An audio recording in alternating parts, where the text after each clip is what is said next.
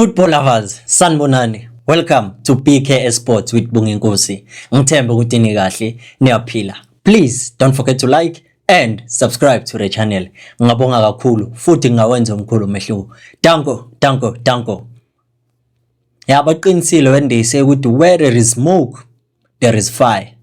Namhlanje we're gonna talk about Puso Dithejane ukuthi what was the real reason for them ukuthi Kaizer Chiefs ibahambise, and we're gonna talk about uThabo Cele, talk about Takalani Mazwamba ukuthi why was he called up ukuthi azodlala for Kaizer Chiefs ku senior team and traveling with the squad le eZambia to play against Zesco United. And also we're gonna discuss about Pule Modi Mnato Iketeta. Stay tuned.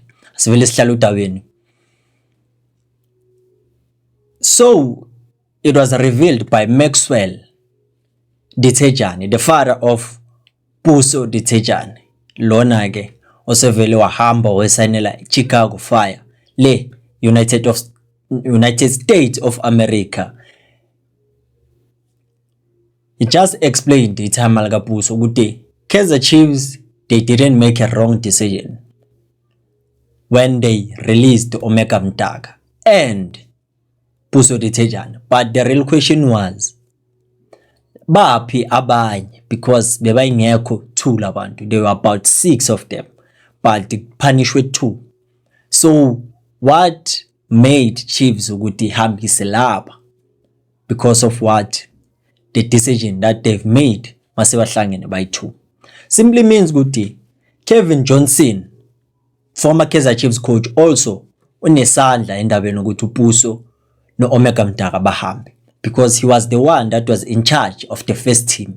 So the reason why uPuso and Omega decided ukuthi bona ngeke baba ma ball boy, the issue wasn't about being a ball boy, but kubhaliwe ukuthi if a player is playing for iDDC team and kuzoba negame ezoba khona, akumelanga anikezwe extra duties.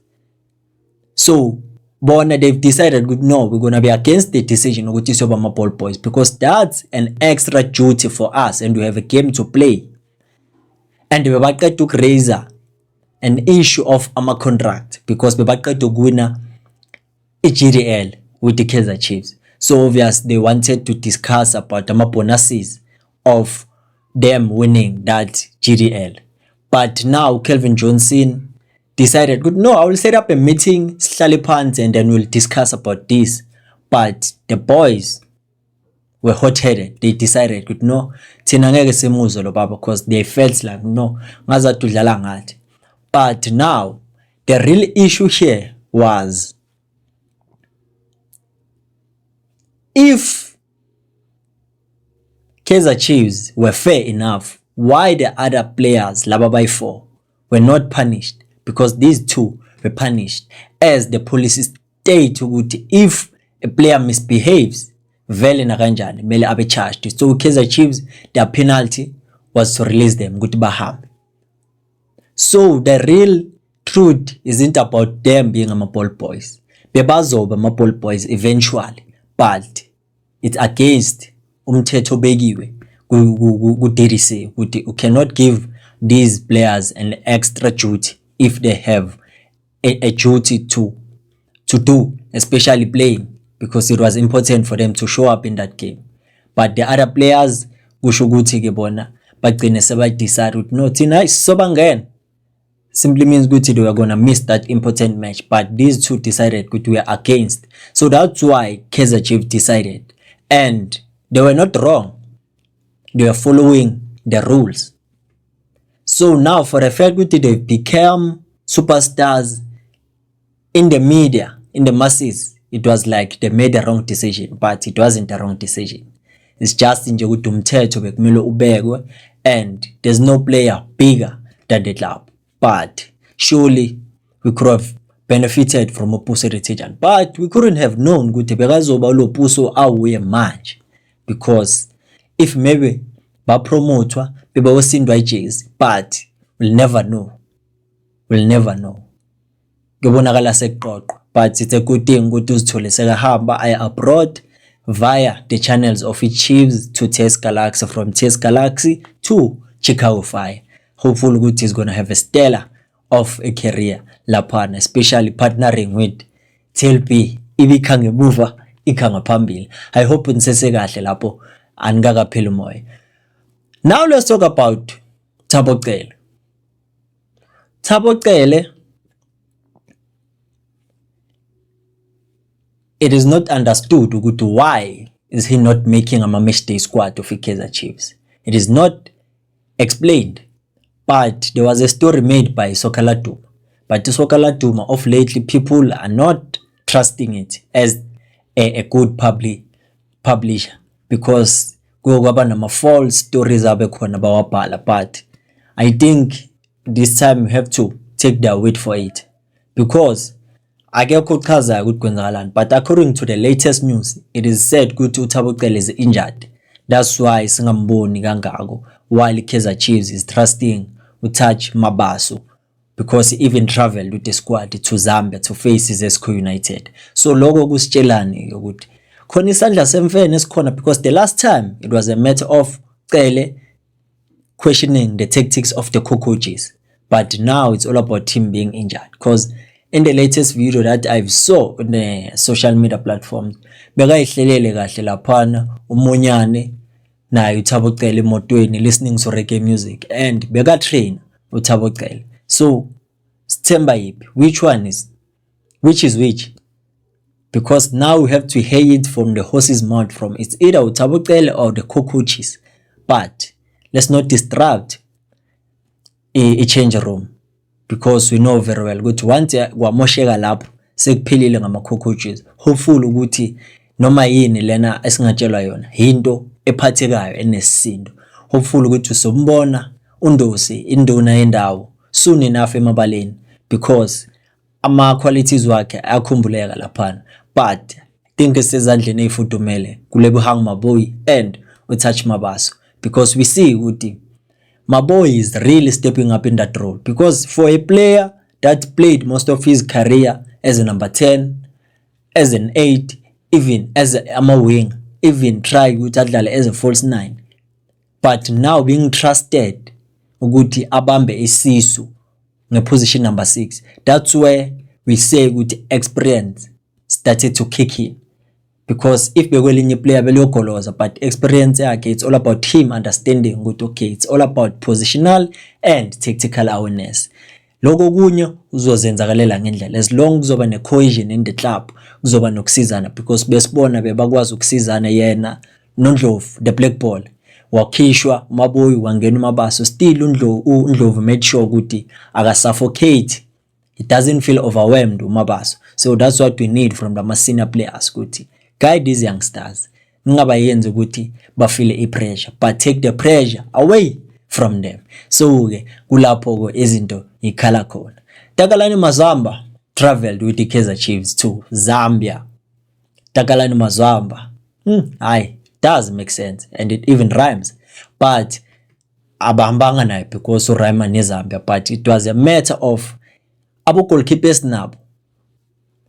We have Ubuntle Mulife, we have Brennan Peterson, Bruce Vuma, we also have Fiacre Ntwari.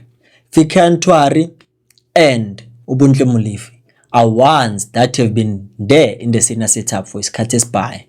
But Fiacre Ntwari uqeda ukubuya with shoulder injury, so recover, angeke bamrashe into coming back into play. Also Ubuntle Mulife naye ubuyenza surgery naye bekane injury.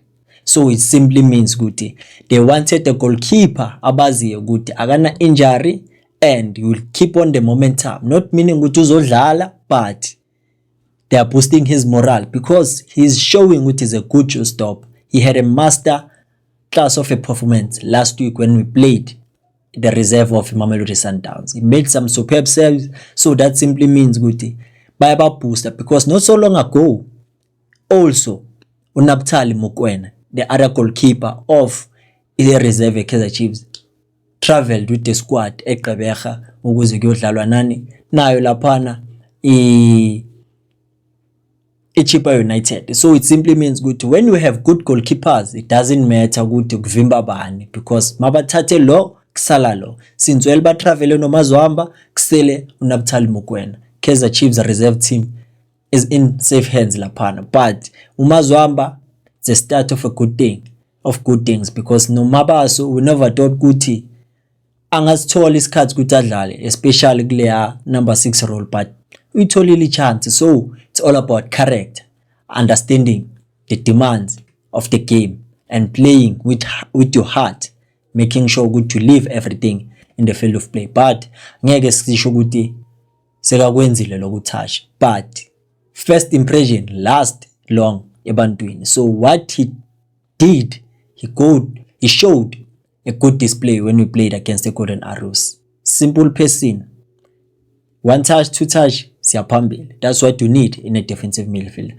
Now into sayisele is for him ukuthi yazini mfowethu, we see ukuthi you have it in you, but you have to understand it now ukuthi you learn this and that in order for you ukuthi uzoba a prominent figure laphana esquadini seKaizer Chiefs.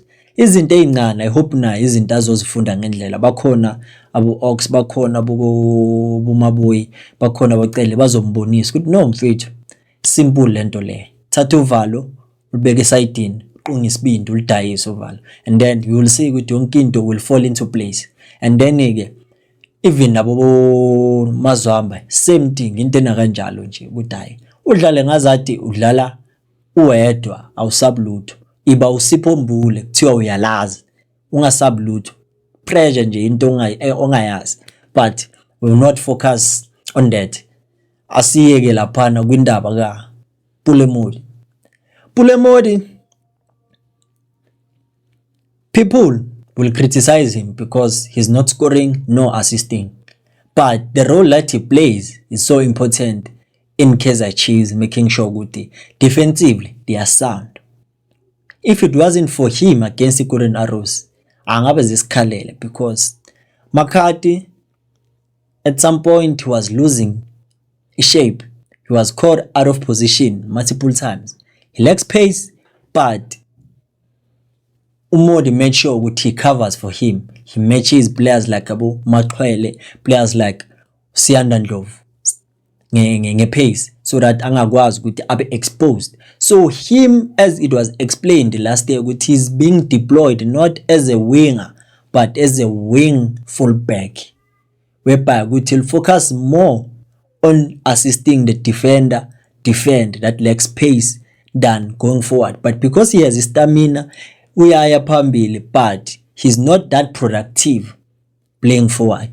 If you understand him, the only game that he was playing as a winger, I believe, is that game that we played against Emarumo Galant. No, it was against Amazulu, whereby he was even interchanging positions with Umdodai, badlala as ama-roles, angene in lela goal lenana abalikhipha laphana bakhipha ushukela etiyeni. So Pulemodi ningampheleli umoya bafethu. Same thing with uLilepo, ningabapheleli umoya.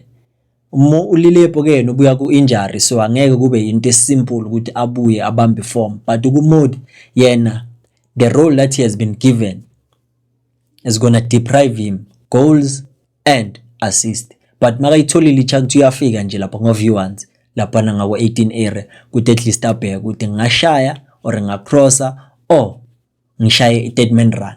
But that what makes him not to be at his best as a winger. I hope ukuthi la ngihlalokhaya ihlangene iqondile.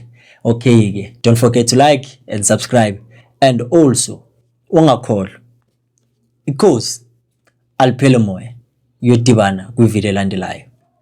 Danko.